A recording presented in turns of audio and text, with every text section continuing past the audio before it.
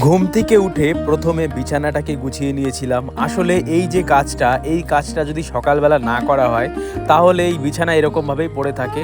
তো সেই কারণে আমি প্রথমে ভাবলাম বিছানা গুছিয়ে দিই। নমস্কার, আমি সৌমেন সরকার। আমাদের একটি নতুন ব্লগে তোমাদের সবাইকে স্বাগত। ঘরের কাজ সম্পূর্ণ করে চলে এলাম মাকে সাহায্য করতে।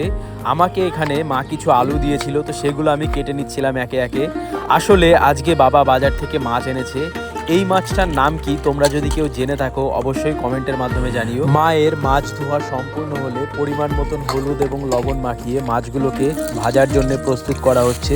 আর এখানে কড়াইয়ের মধ্যে তেল দিয়ে একে একে মাছগুলোকে দিয়ে দেওয়া। ছোটবেলা মা দেখতাম যখনই মাছ ভাজতো একটা করে ভাজা মাছ আমাদের জন্য রেখে দিত। আর এই ভাজা মাছ খেতে সত্যিই খুব ভালো লাগতো। এখন যেহেতু বড় হয়েছি, বড় হওয়ার সাথে সাথে সব কিছুই পাল্টে গেছে।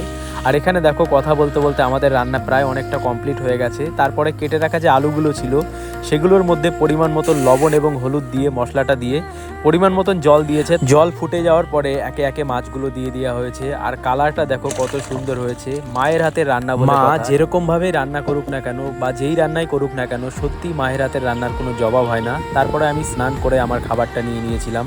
ভিডিওটা যদি ভালো লাগে একটা লাইক করো।